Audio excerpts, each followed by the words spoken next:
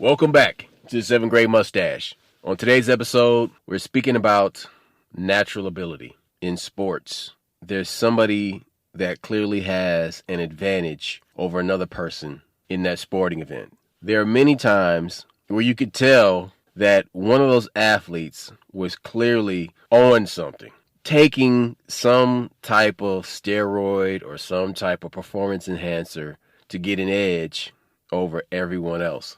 Or just clearly better. Steroids don't always make you better. No, but that's not what I'm talking about. I know Because what you're saying. sometimes you can see a person and you're like, that dude is on steroids. Like, it's weird because there's like an aura around that person that is unnatural. And you're like, especially if you see an athlete you've been watching for a long time and that person was on a plateau. And then all of a sudden, this person is just knocking it out the box, super athlete, scoring crazy. Their physical appearance is different. Their behavior is different. Me and you had this talk years ago about the whole Barry Bonds situation. And everybody's like, Barry's on steroids, Barry's using something, Barry's using. Okay, I dig it. But I just thought it was odd that, like, you had people like Brian, like Giambi. Remember all these people that use steroids and it didn't work for them? But all of a sudden they're like, yeah, steroids are cheating. Yeah, if it had worked for you, the bottom line was Barry was able to hit the ball regardless of the steroids. When he was talking about before he was on the juice, whatever he was on, because we know it's not regular steroids, it's some kind of enhancer. But he described watching the ball spinning, hitting the ball on the third or fourth spin, all this stuff. And the thing was, you got to remember who his godfather was. Hank Aaron, and he came from baseball royalty. So whether he juiced or not, he still had his advantage was still him. But that's the point we're trying to make.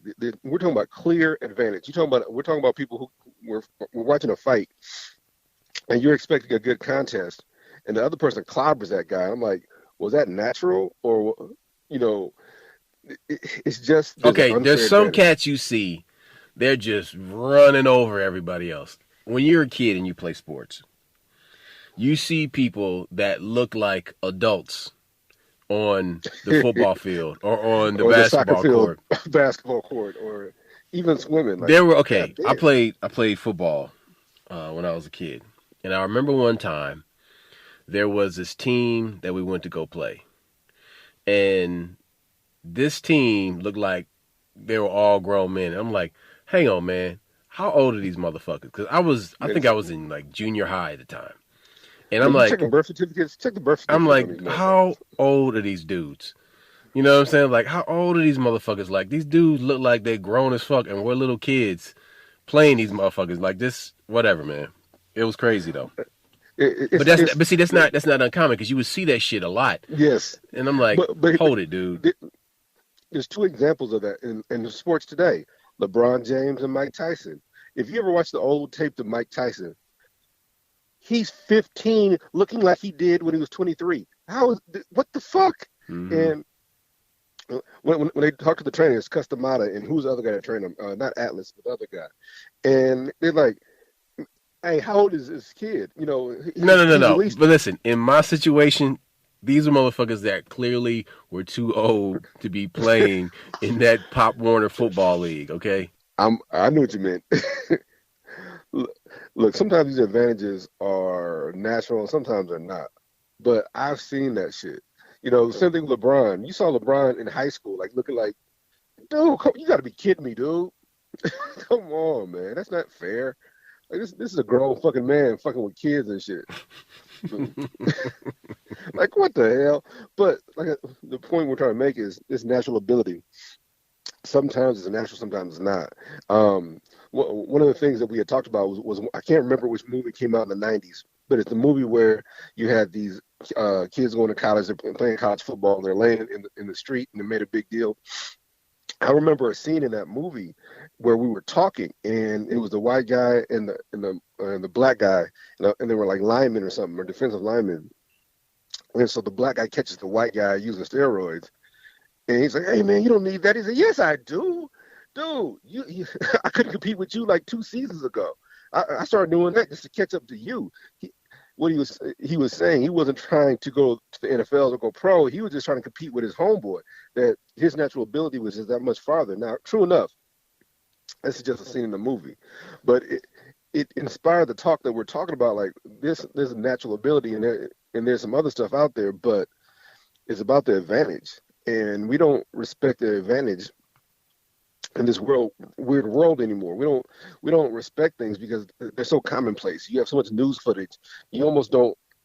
I remember the fight last weekend with Terrence Crawford and this Porter guy, and they kept talking about Hagler Hearns, and Porter said he's going to channel Hagler. Now, and the Hagler Hearns fight is the best fight of all times.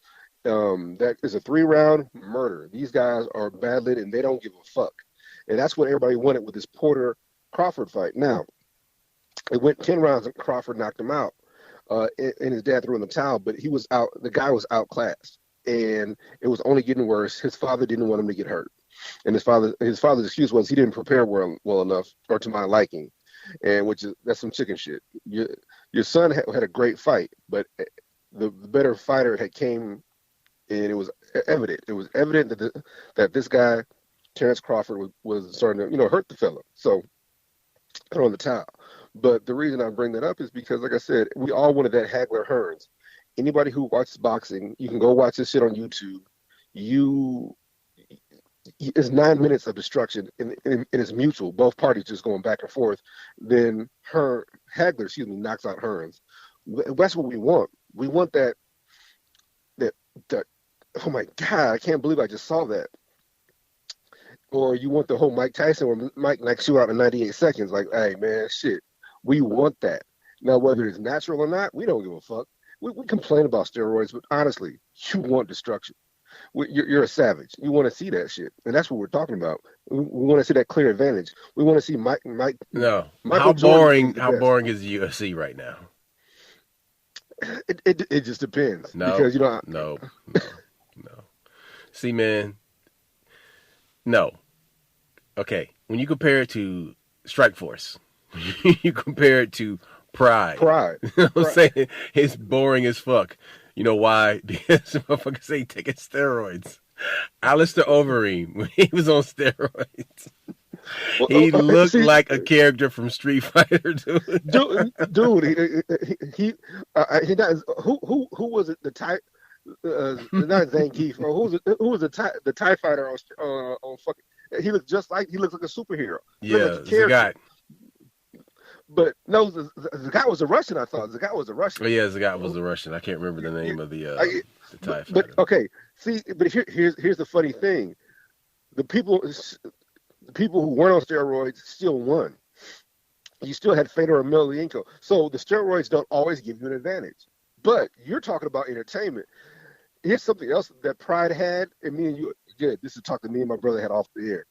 I missed the cards. Remember they had the white card and the yellow card? Mm-hmm. You would see a fight in Pride where they're going nuts, and the referee hits them with a yellow card. They're like, dude, we're fighting. Fight more. Yellow card.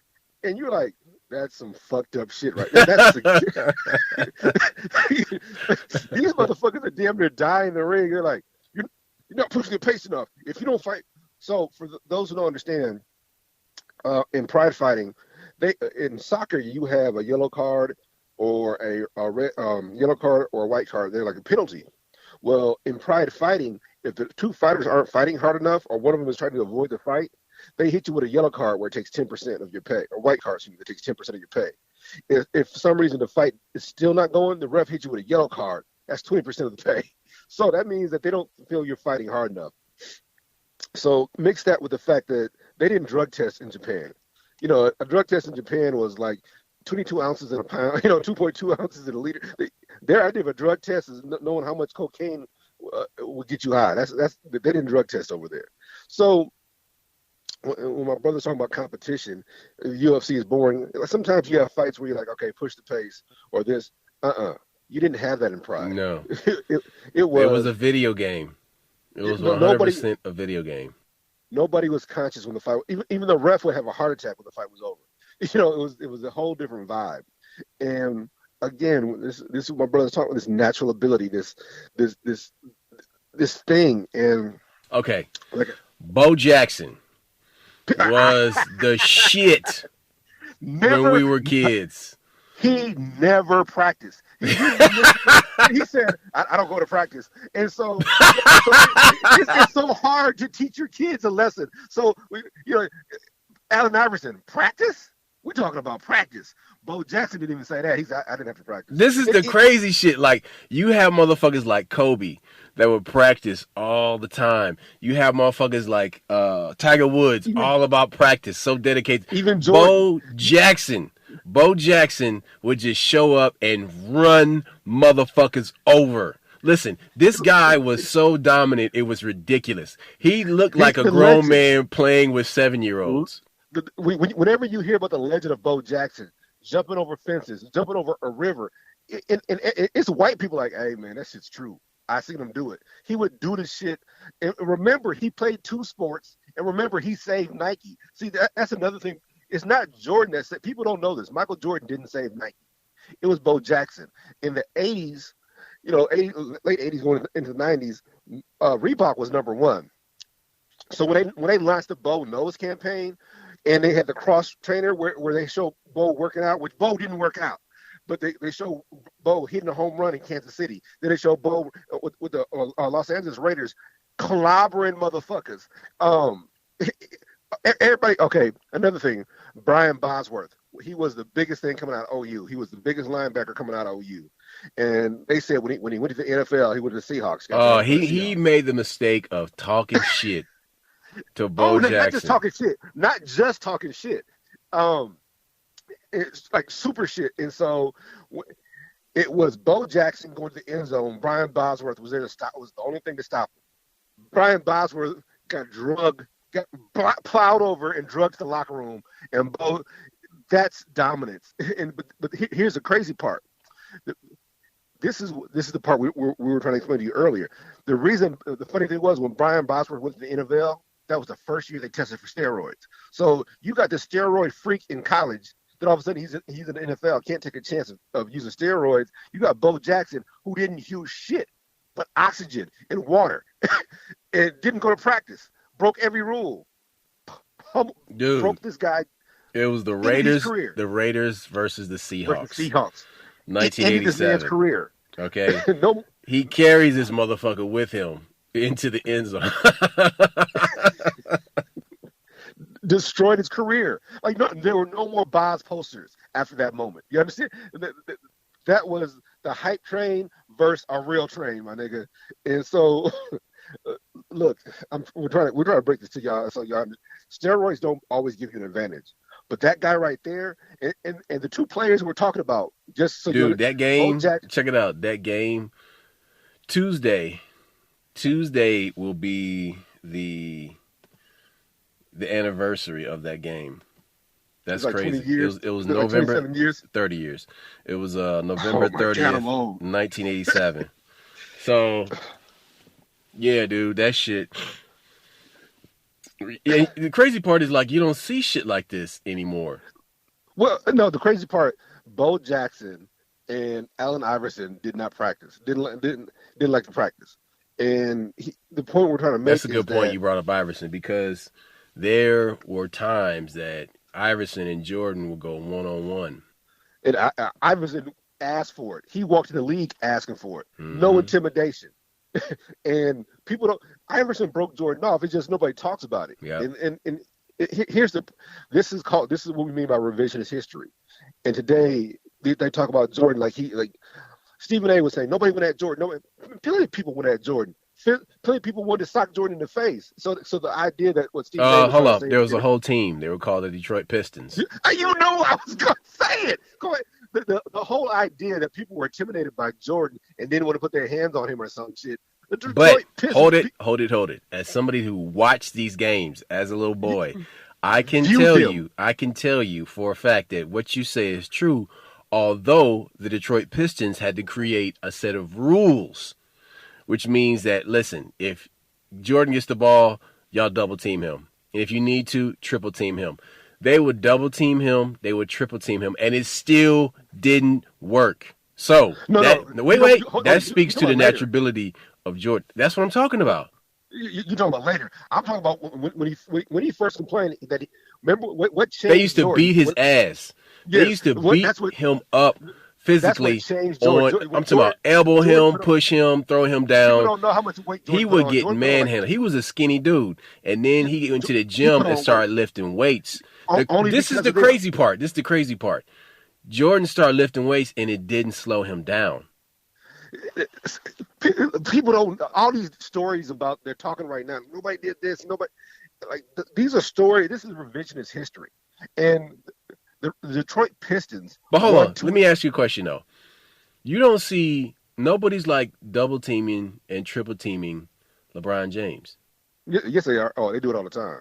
But the No, difference between LeBron. see, Yes, but I don't see them. I don't see them do it successfully though. okay. There's two reasons why. LeBron is a cross between Jordan and Magic, and Mm. Magic had that court vision. That's why you hear when you hear these guys talk about LeBron, they're like, "Hey, LeBron, Peripheral, he can who's see out the sides of his head. But look, but this, no, I know. I was talking about Jr. Jr. said, "Y'all don't get it." LeBron, as soon as he sees the guy step the wrong way, he said, "You push this way, you're going to get him." As soon as the guy moves wrong and goes this way, LeBron's passing it. Jordan was a one-man show. LeBron is, like I said, more of a cross between Jordan and Magic. Magic had that court vision. okay, And so but here, we talk but about see, that, but you know, the comparisons really aren't legit because they're different. LeBron is a team player. He can't take over a game and win a game. Not, yes, he can. No, no, So no, no, look, no, look. no, no, no, Yeah, no, no, no. yeah. This See, is hold on. This is the thing. He lacks the killer instinct. Now he is proven in these championship he games that he he does not hasn't. have it. No, he don't. No, he don't. He's He too much hasn't. of a nice guy. He's too much of a nice guy. Listen, the fact that he's a good person actually hurts him in that Not regard. really. Okay. Hold on. Jordan was an asshole. Okay, That 100%. was is a change. Yeah, But and the thing is that he would use that. He would create shit, imaginary shit, to hate a person just so he could take over and win the fucking game. Jordan is the greatest. But even then, you still got Bill Russell, 12 rings. Oh, the league was only had 8, 9 teams. He played who's in front of him. You still got motherfucking Wilt Chamberlain, 100 points. I don't give a fuck. 100 points in one game. So these are the fucking aberrations. These motherfuckers will change the record books forever. Kareem still got the most points, and that dude ain't played in years. Ain't no people don't even try to get. All they try to do is pass Jordan, pass Kobe. Ain't nobody getting to Kareem. That skyhook is a dominant factor. Um, this dominance, like I said, we're not used to seeing that shit now. Okay. That's why. Well, speaking about dominance, in the 1980s, the international scene of medium and long distance running changed dramatically. Not so Ethiopians. long ago, nearly all running events were dominated by European athletes. Of the top 20 worldwide, 50% were from Europe. Only 30% were from Africa. But recently, the percentage of European runners amongst the best in the world has fallen to 11%, while that of African runners has jumped to 85%, and 55% of those are from Kenya. The But Kenyans. Forgot African the Kenyans. runners now dominate the middle and long distance running, cross country running, and street running. The loss of supremacy by European runners is not caused by their decreasing speed. The reality is that African runners are running faster. So to Mm, understand this, the Ethiopian and Kenyan middle long distance runners hold over 90% of all world records in the first 10 positions in mm. international ranking. Therefore, the question is, what makes the African runners faster, particularly the Kenyans and Ethiopians, and why they're the best in the world? Hey, hold on, Roscoe. Break it down for them so people understand that the back in the day, the short distances were black people, like the sprinters. Mm-hmm. Nowadays Usain Bolts, that they dominated that. But then the Europeans would dominate the distance running, the marathons, the triathletes, all these the middle distances, all that stuff was white folks. Then all of a sudden, these Africans they were forced to basically walk 10, 20 miles to school every day. They took over the international scene. So it was just a given that okay, a black guy was fast, the white guy had the distance. It was just a given. I mean, it was like decades like this. That all of a sudden, hey, these Kenyans and these Ethiopians, like, look, y'all don't get it. We run to school every day, and if you're late to school, your mama beats your ass. So they started taking over the distance running. So when you, it's funny, man, because you you started to know this about like 15 years ago. You would turn on the TV, and they'd be like the Boston Marathon, the New York Marathon, and And there's dude some be by African himself, motherfucker at the beginning, just by like by himself. himself, just dusted everybody, and I'm like, oh, okay.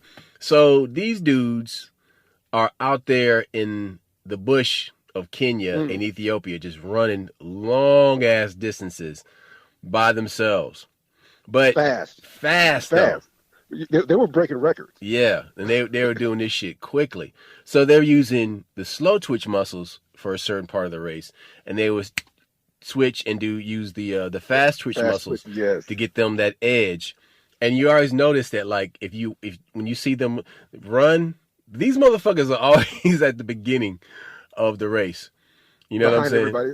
No, no, Everybody no. just passing them. No. They're always at the front of the race, Oh, and really? See, I remember when it first started, they would let people pass, and all of a sudden they would just break in the middle, just just like, oh dust my, them motherfuckers. Like, all right. Like yeah, I'm getting on my bicycle I now. let you motherfuckers have this, this okay. Gave you this little lead until now. Now I'm Yeah, gonna show you who's running this motherfucker now. yeah. And they Fuck your would sneaker fucking deal. just Fuck your sneaker deal. take off. It's crazy. Like I said, people don't. It's not a stereotype or something like that, but people just don't know is that was a thing for white folks. The reason we know about fast twitches and slow twitch muscles and all that stuff is because they did so much research into why black people were dominant. Okay, And but hold on a second. So on the flip side of this coin of natural ability, there are cognitive abilities. And so when you see the percentage of Nobel Peace Prize winners are Jewish, there's a large percentage of them. yep, Now, this has been the case for quite some time. But there are a large number of Asian people now that are winning these prizes in the sciences.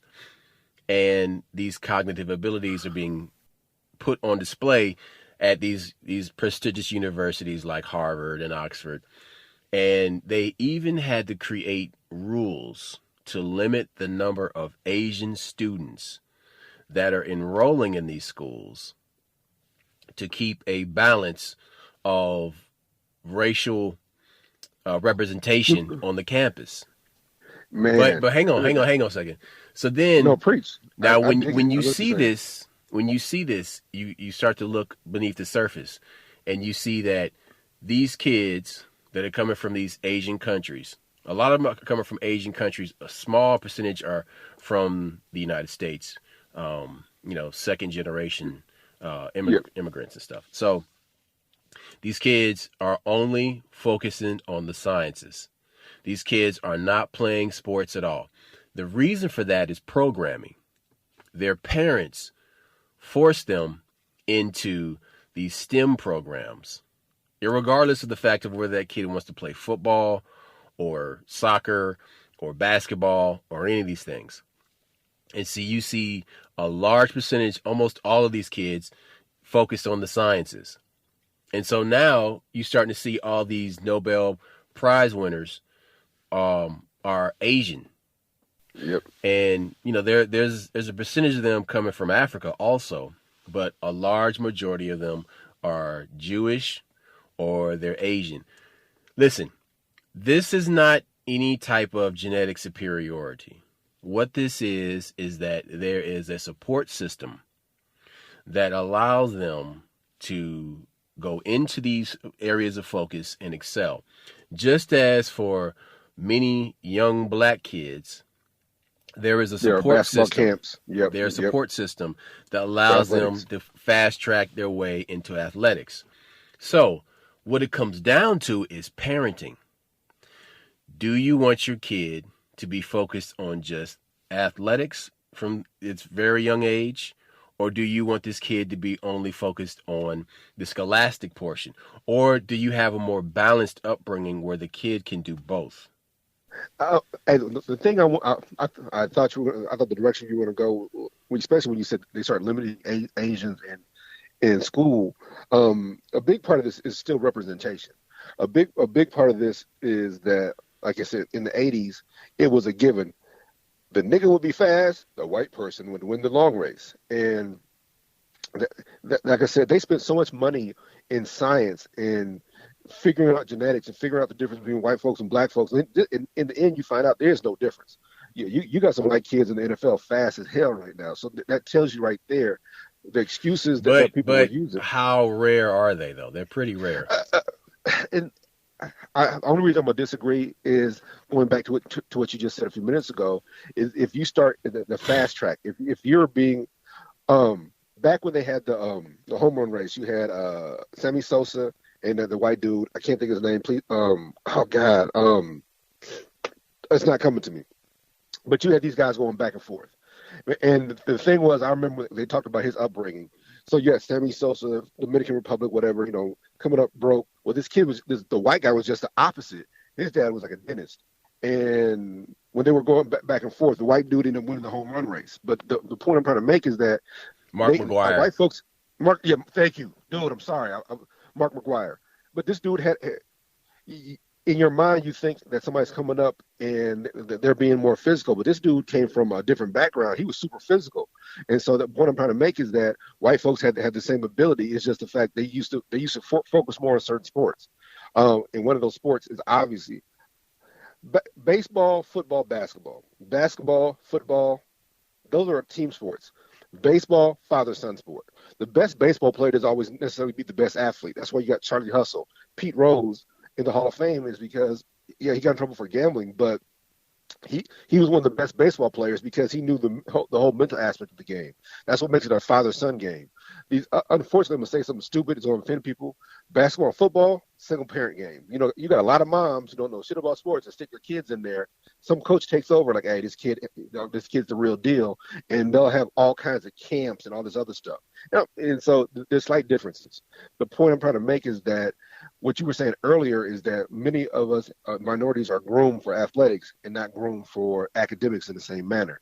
These Asian kids are groomed for academics, no question about it. About the Nobel Prize thing, I thought you were going to mention that, some of these Asians are limited by these schools' intakes because that reason right there. These Asians were taking over academics, and the Jews didn't want that. You have a lot of people who base their identity on like that Nobel Prize or this, and you'd be surprised like they really want representation. It's a big deal for them to have representation. They don't want to change things. It's unfortunate, but race is a big deal in a lot of the funding for these different events. And I'm not talking about the athletics. I'm talking about the genetic side, or I'm talking about the scientific side. We talked about this several other podcasts, but psychology, the original form was phrenology, based on race. All these studies were based on race. Phrenology was you put a bunch of marbles in a skull, and white folks had a bigger skull, so white folks must be more intelligent than black people. Little shit like that. And it's just amazing how much race plays a factor in all these different things. And so all I'm simply saying is that we love the natural ability, but race was a big reason for people doing the scientific research in the 80s. Like, okay, fast twitch muscles. We didn't know what that shit was. They started doing that shit in the 80s, like, because they wanted, like, okay, why is this guy faster than this guy? And then they were like, well, white people can't run fast. Like, dude, have you seen the NFL? Them white boys is fast as hell. So, but it was always a racial stereotype, attached to that shit. Okay, but see, you're saying that like white people are equally as fast as black people. Okay, I'm saying that you got. So explain track and field then. That's not a white sport. You're out of your fucking mind, dude. Of course it is. It's a white sport that was taken over by black people. Black people didn't create that shit. No, I'm agreeing with you. We took it over. But I'm saying that now they left it alone. The Europeans left that shit alone. All it's going to take is, okay, I'm going to give an example. Boxing had always been white until the Klitschko's, until the European, after Lewis, the white fighters took over.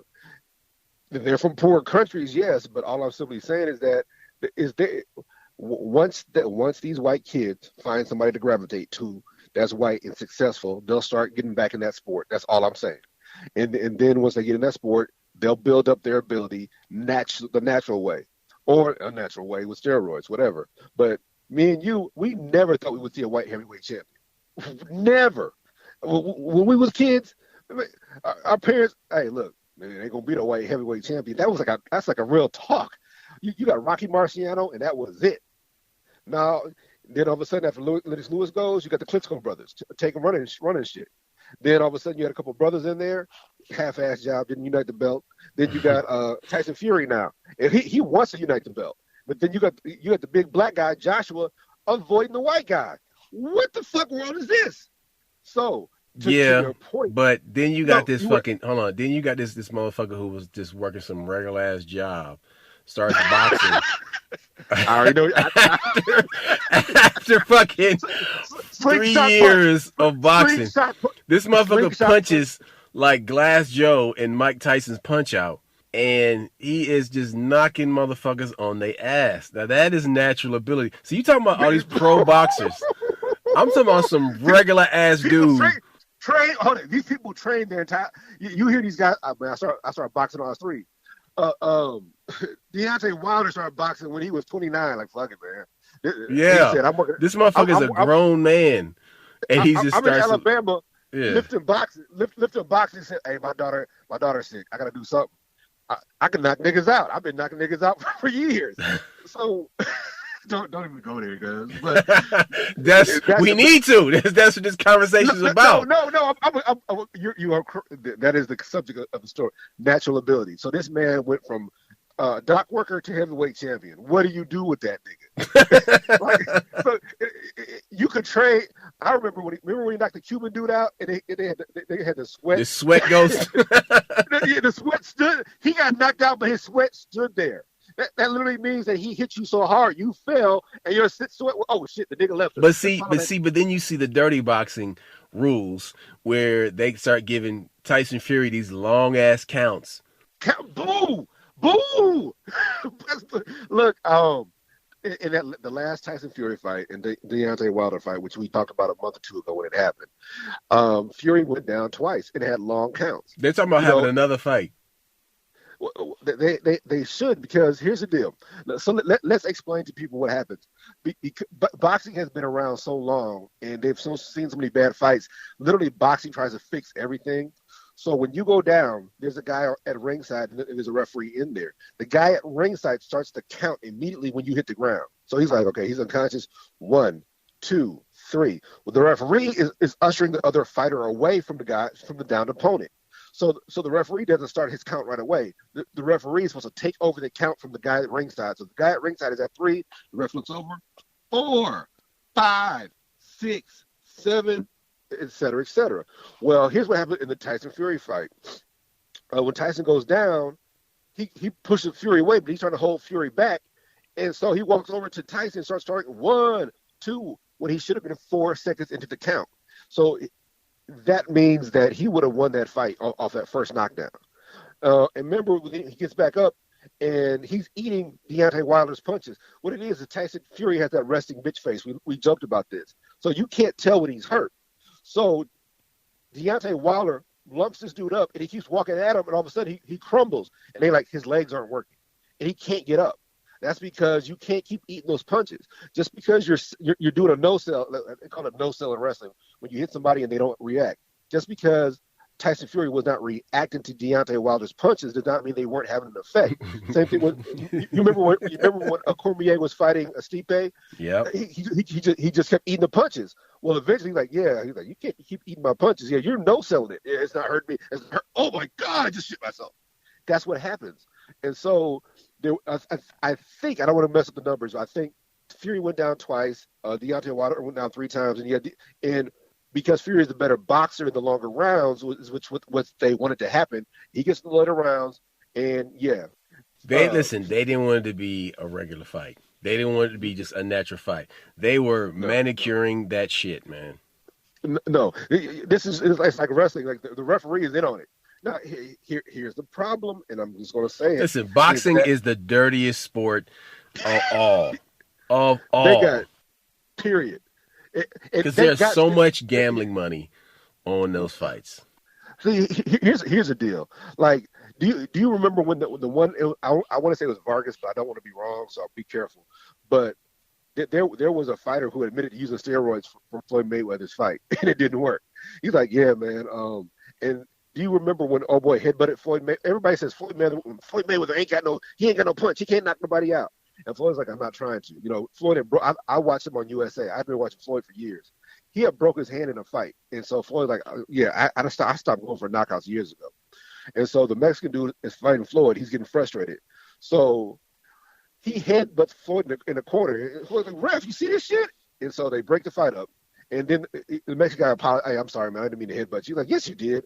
So as soon as it was a Mexican ref, I think, they bring the fighters together. Floyd knocks him out in 2 punches, knocks him out. And I'm like, see, Floyd can knock you out. He chooses not to knock you out. That's not his style.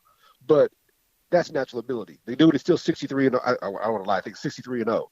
Canelo is the best fighter in the world. Floyd beat that nigga's ass. And when it happened, Canelo was like, hey, yeah, dude, outclass me. Now he's like, yeah, come back now. I'm like, nah, dude. I beat you when I beat you at your best. Stop. You know, you can't call me out of retirement. People don't appreciate natural ability because we want to fight to go a certain way. We want a bloodbath. This nigga said, I don't want to be stuttering now. We all know the nigga can't read worth a damn. Yeah. I'm sorry. So it ain't gonna make a difference. It ain't gonna make a difference anyway. It ain't gonna make a difference anyway. But when it comes to the boxing, and this is the point that Joe Rogan made, is that these guys are super intelligent.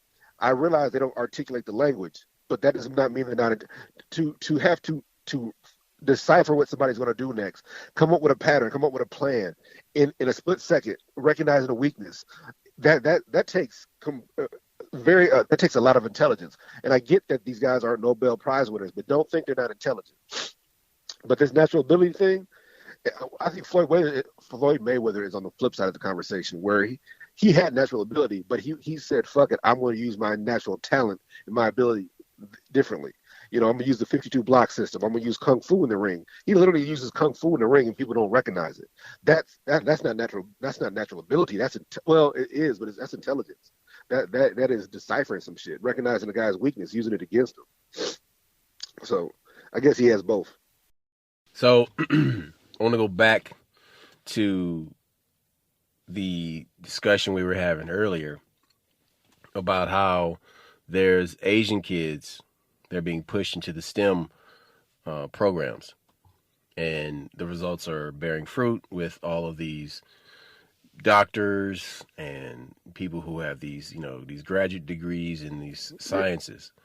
But if you look at China and if you look at their TikTok compared to the TikTok in America, the social media program, their TikTok has nobody dancing. There's no goofy shit. There's nobody getting knocked out at the grocery store. There's none of that stuff.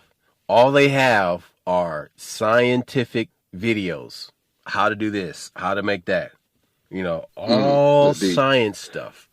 That's deep. And all those other types of videos are banned. In China, yep. TikTok was banned for a long time because of sexual shit. But they created it, though, type. Which is crazy. Yep. No, it's not crazy. It's by design. Yes. You're a smart man. Yes. And their internet is highly censored. And so they're creating this environment where everything is sterilized and controlled and, monitored. And so in that environment, there's no self-expression. See, here in America, we're all self-expression and no intellect. A little bit too much, the reality show syndrome. Right. That's where. But this is the problem. The focus in the media is on the lowest common denominator, as opposed to intelligent people. Because if they focused mostly on intelligent people, it would look like China. I will say this, you got TikTok and what's the other one? You got Instagram, and people are putting out intelligent videos, especially when it comes to making money, doing business. But that's like 13%. I'm talking about science. Okay, nobody is showing you how they built their time machine in America on TikTok.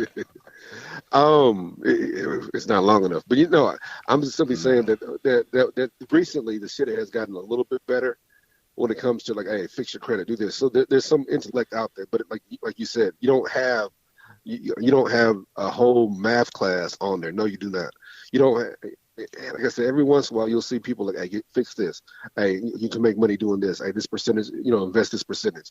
And they got some real good videos, especially about taxes, about taxes and fixing your credit. But like what you're saying, no, we don't have that. We don't have a real intelligent base in the social media. Now it's more entertainment, it's more sexual gratification. It's hey, go to my OnlyFans account. Like bitch, you didn't graduate high school, but you want me to pay to look at your butt? No, I don't think so. And so what you're saying is very profound. It's I didn't realize China was doing it like that. Oh yeah, oh yeah. They're all about controlling the narrative. They're big on that. Mm. Um, oh yeah, oh yeah, yeah. But the funny thing is, man, let's go back to boxing for just a second because this is a discussion about natural ability. Jack Johnson defeated Jim Jeffries in what was called the Battle of the Century, and this was in 1910. It was on December 26, 1910. He Was beat Jim this. Jeffries? He beat this. Was he the lightweight guy or was he the actual heavyweight champ? No, they're both heavyweight. Okay, And I asked that for a reason. I'll tell you why later. okay, so he beat this guy up so bad, and they were shooting this, recording it. I mean, filming it with 16 millimeter film cameras, and he beat his ass so bad that they did not want anybody else around the world seeing this. They didn't want No, white people, meaning white people. They didn't want white people seeing this. They didn't want black people seeing this and like feeling good about themselves, thinking they can go out there and do the same fucking thing. Hold hey, on a but second. Let me. Hold on a second. Okay, I got it. Go ahead. What were you saying? I remember I saw like a documentary about this, and the first people to see the film were like in Australia. It was like when you say they got rid of that film, they put that on the wraps. I think that's one of the places that he went was Australia because they saw the original film and they were hyped about it. They were so hard pressed to find somebody to beat Jack Johnson. Remember they had him fight like the former middleweight champ. There's some white dude was a smaller fighter, and they're like, look, they just wanted a white guy to beat this guy. And if you, I don't wouldn't know which fight it is, but when you get a chance, watch the fight.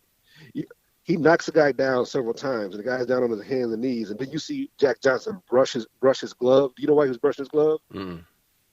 Yeah, the guy's teeth were still in his glove.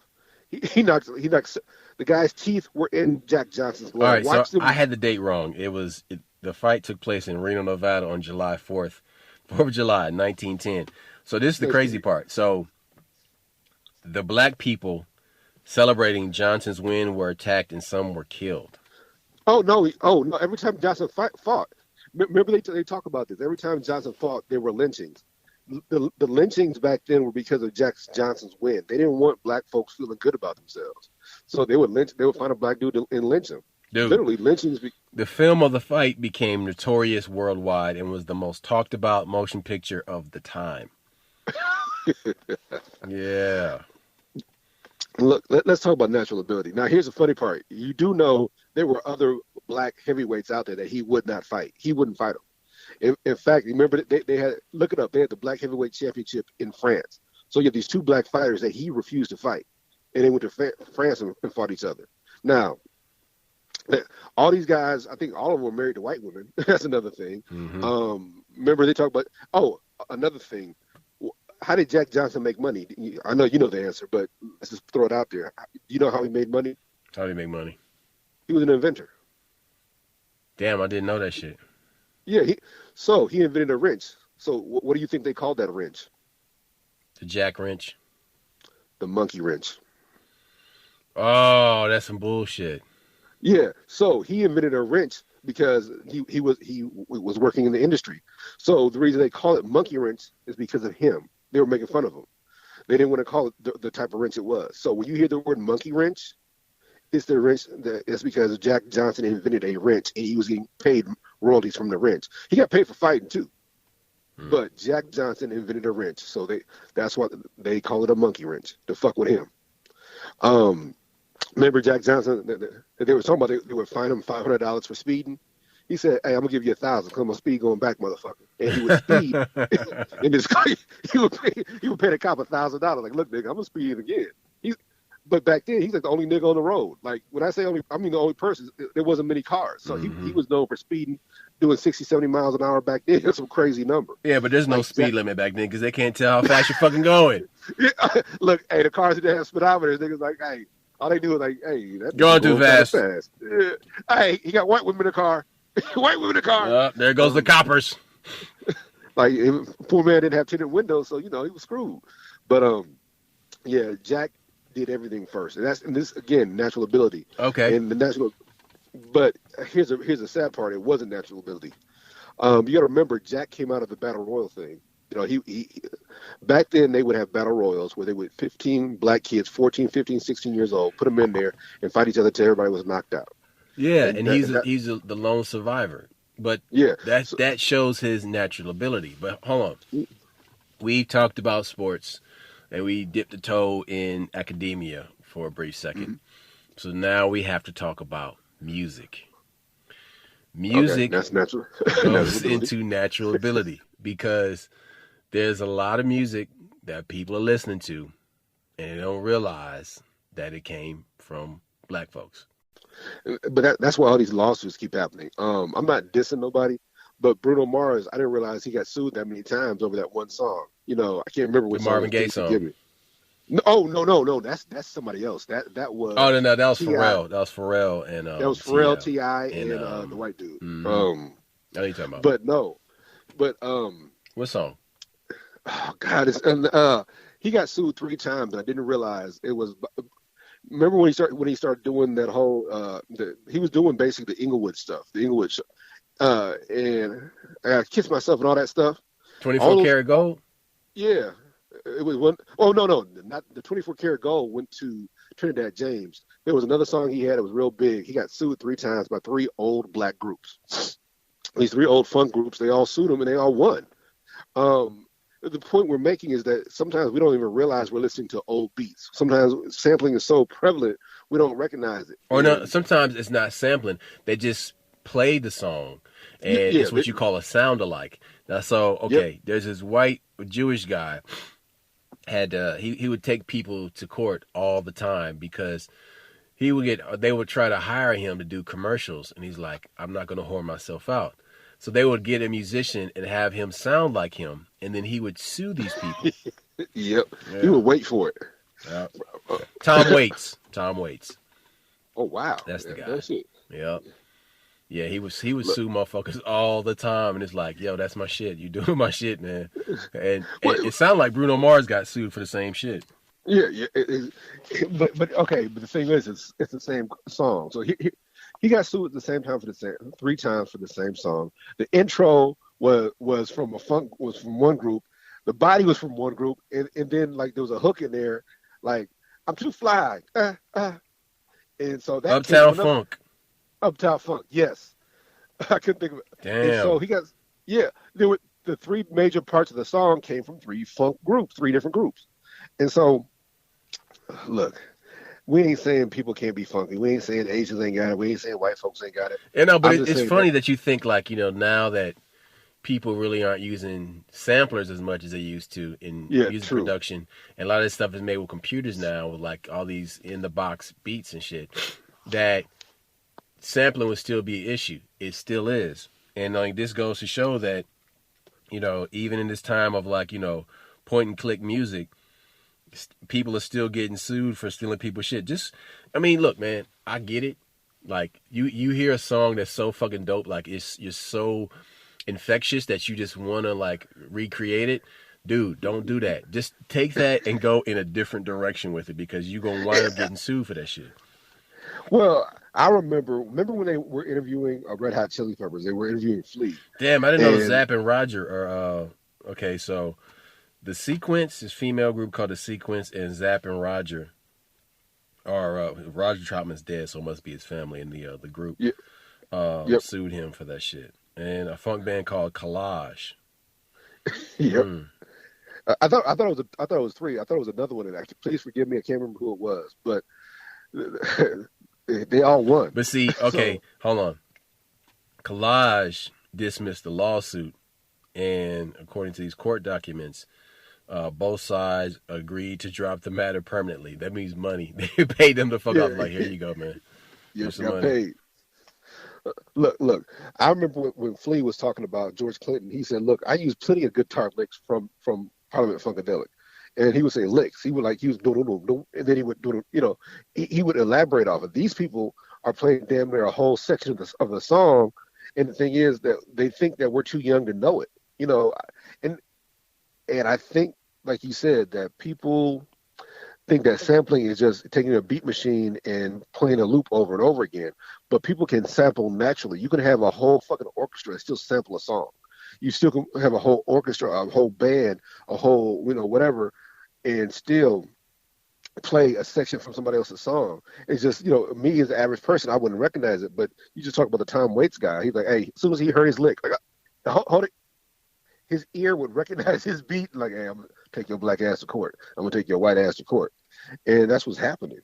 Look, we still get back on natural ability. These motherfuckers, you got to be dope and funky. You got to have talent. You got to have, work at this shit. You have. I shouldn't say you have very few. I'm sure you have now natural musicians, but nowadays if you're gonna use somebody's beat, they're gonna get their money. Well, look, music is just one of those things where it's clear that there's a natural ability that is prevalent with a certain group of people, black folks. And all you gotta do is say Jimi Hendrix. Like, to this day, still, now there's some good guitar players out there, but what it is the vocabulary that he had on guitar was just so prolific and so wide.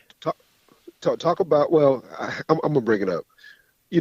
Black folks have gotten away from the guitar, but Jimi Hendrix was not a rock guitarist. He always said that he was a blues musician. He was a blues guy. The reason I bring it up because people forget about the Howlin' Wolves and who's the other one? I can't think of the name. All these guys, and I didn't realize Clapton was a student of Howlin' Wolf and these blues guys. He said the first time he saw Jimi Hendrix play in London, he wept. Yeah. So I didn't realize that we did the guitar better than anybody else. We've abandoned that. We literally let it go. But when you find out who Clapton studied with, look who Clapton sat. I sat at Howlin' Wolf's feet. I sat at John Lee Hooker. He followed them around, and I didn't know that. I really didn't know that. So, but you got Hooker, you got all these blues guitarists. No. Listen, I was listening to some music yesterday, man. It was some Congolese funk. Okay, some shit it was on this compilation album that had music from Congo in the late 60s, early 70s, and from Tanzania and Kenya. Crazy, funky ass music. Like, man, these motherfuckers are jamming. Like, what the fuck is this? And like, it's almost criminal that the rest of the world doesn't know about it. Now, listen, I have been fans of music that I've been a fan of music that never got any notoriety. That's not new to me. But I'm talking about, I heard this stuff and I'm like, this is some straight fire. But you can hear like the soul in the music, and it's just you feel funk. You yeah, certain things you experience. You hear it with your ear, but you experience through your body or your soul. You're like, Look, I remember. I'm gonna give an example. Bob Johnson. We all know the story of Bob Johnson. He was the first guy to sell his soul to the devil. I'm sure he ain't the first one, but Robert Johnson. Robert Johnson, yes. I'm like BT. No, Robert Johnson. And you hear these stories, and even then there are recordings of his old stuff, and they're like, look, yeah, his old stuff was okay, but then all of a sudden he comes back after he supposedly sold his soul, and the guy was completely just playing blues that nobody can imagine. Whether it's natural ability, whether it's practice, or whether they can sold his soul, I don't know. But you notice when somebody's different. You hear it, you experience it. Like, you can't help but tap your foot or dance, or like you start singing the lyrics with the shit. And sometimes these songs don't even have lyrics. You start making them up. So that's when the hip hop comes in. Like, okay, you hear a beat, like, oh, fuck it. You know what I'm saying? Like, I was born son of Byford, brother. You can't help that shit. So music will infect you, and you come up with shit on your own. that's the natural ability. That's the divineness. That's the God. Like, oh shit, I gotta add my 2 cents to the shit. I gotta speak on it. And then you got people like Prince who can play multiple instruments, and the music DJ Quick. made on all. No, okay, yeah, that's great, DJ Quick, but we're talking about Prince, dude. Okay, Yeah. No, what I'm Prince. saying is that Prince is a the natural. motherfucker that Yeah. like that. Just you. Okay, when you say that name, people are just It like, oh yeah, invokes. oh yeah. Like they We're all in automatically agreement. giving it up. Just like, oh Everybody's in yeah, agreement. okay, man, Everybody's in all right. agreement. Yeah. Yeah. Because Prince. Prince straight up was black royalty. Prince was one of those dudes that all black people just loved him. You know what I'm saying? Yeah, the whole world does, but black people love Prince, still do. You know what I'm saying? It's his music.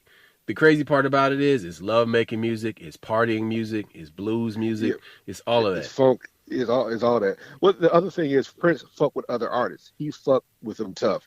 Well, you hear all these rappers about they all have Prince stories. They all have like, and Prince was always like, "Hey, own your masters."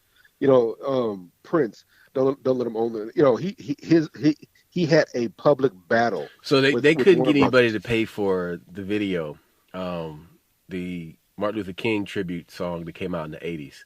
You know, it's Oh yeah, King celebrate, King celebrate, celebrate the celebrate. King. Yeah, so they couldn't get anybody to pay for that shit. Prince was like, I got you. This motherfucker cut like a check for like, I don't know, like $250,000, some shit like that. It's like, Just dropped it. and it was like, he's like, everybody's like, thank you. He's like, of course. Like, look at what it's for. Of course I'm gonna do that. You know what I'm saying? But shit like that, people don't know about. You know what I mean? They don't really know about that. Like, he was cool like that too.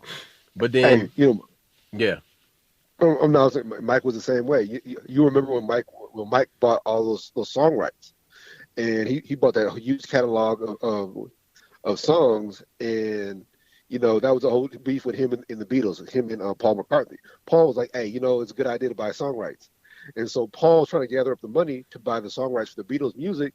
Like, oh, I already bought them. He's like, what? And so Mike buys this huge catalog of music, but he gives all the black songs to all these old black artists there to their you families go. because most of them were dead already. And so Paul's like, well, what about me? Like, I ain't giving you shit. And so that's when you start. That's when you start hearing, we're going to start a revolution in Nike commercials because Mike owned that rights to the song. Mm-hmm. Remember the Beatles said we would never use our song in commercials. Well, Mike said, "You want to bet? I bought them."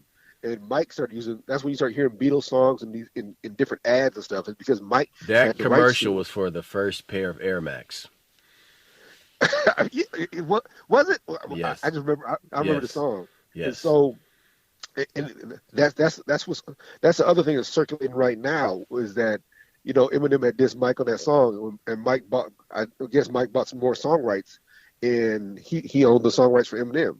So be careful. Be Mm. careful what you say to Mike. I know the nigga dead, but shit, he'll buy up your song rights. You Yeah. ain't gonna make shit. Or how about you just don't fucking how about you retain the rights to your bullshit and In the stop giving first your place. shit away? Yeah. Yeah, man. Look, Yeah, so this natural ability natural shit, it goes ability beyond the it physical. goes It goes beyond the beyond physical. one realm. It spans multiple. And so this is just a discussion to cover just parts of it and just give you an idea of like how natural ability has been used and exploited and celebrated throughout history. And so I yeah, love Bo Jackson. That's some funny shit, dude. You bro, Bo Bo Jackson, that's a Jackson, motherfucker. man, was the motherfucker, dude. Like, I don't think like there's nobody in sports today that kids can look at that's like Bo Jackson. LeBron is not like Bo Jackson. Mm. None of these football players are like Bo Jackson. None of these baseball players are like Bo Jackson. None of them. Look, Bo. If people see people forget Bo and Dion. Dion literally he had a baseball game in the playoffs in the morning, and then he went and played for Atlanta in the Falcons, the football team in the evening. He was with he was with the Cleveland, was it with the Reds back then? He was with Cincinnati Red. He played in a playoff game for Yeah, baseball. but Dion was dope, but he wasn't as nice as Bo though. No, hold it. I'm just simply saying that he was in a playoff game in one team and then went to the The other team playing reason why football. he went and did that is because Bo set it off. You know what? I don't remember who was first. I thought Bo was first. Are you Because serious? Of course, Bo was first. I remember Dion Bo was the going to '90s. yeah, Bo went to the Kansas City Royals. Then the Raiders picked him up because there was some big deal where they screwed him over in college. And this recruiter talked to him, not realizing that, hey, if I talk to this guy, I got to commit, and they wouldn't let him play college football no more. The guy was heartbroken, so he didn't get to enter the NFL draft. It was all messed up. So Dion's was different. Dion did it his own way too. He played both major sports at the same time, getting paid. Look, but again, you don't see nobody doing that. In fact, everybody's told you got to make a choice. You do not have to make a choice. You can play both. Please, I want some young brother or sister to come up and play both. Do something. That's great, but hey, also put some of that energy into the sciences. Definitely. For real. In fact, just for the record, people hate smart athletes. People Yes, they hate do. smart Yes, they do. athletes. Yes, they do. Don't ever get that shit twisted. Whenever you got an athlete that knows their worth, or they started, I'm gonna give you an example. Fedor Emelianenko. People don't know, that's something that me and you know about was the MMA. But you remember Fedor started his own whole organization. Klitschko. And for him, hell, these people started whenever you have a smart athlete, they change the game or they get paid their worth. Hell, people don't realize Garnett was the highest paid player. Garnett was making more money than A-Rod. His deal was that sweet. So, in fact, in closing this discussion about natural ability, what I want to say is that you don't have to be limited to one realm of your ability or one portion of your ability. You can maximize all of your abilities. You can be limitless, but you got to put the work in. That's all I got. We out. Peace. Unless you're Bo Jackson and you just show up dope. I ain't got to practice. Hey, holla back, y'all.